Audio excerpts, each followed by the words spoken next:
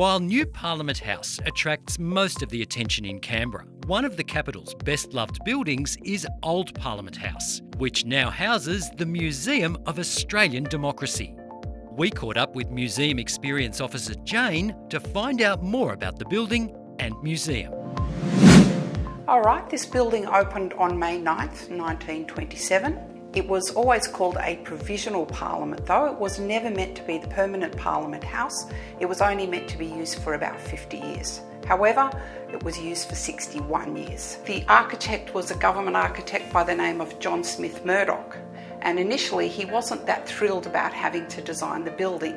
Because it was a provisional building, there was a much reduced budget, so he didn't have a lot of money to work with.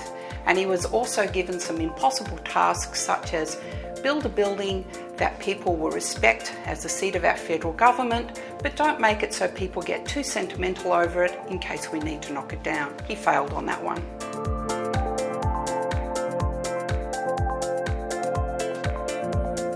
Bob Hawke was the last Prime Minister in this building and the first Prime Minister in the new building.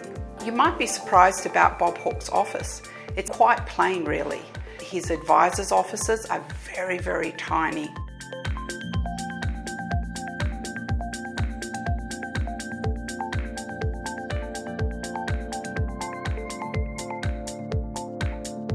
So we have the House of Representatives and the Senate.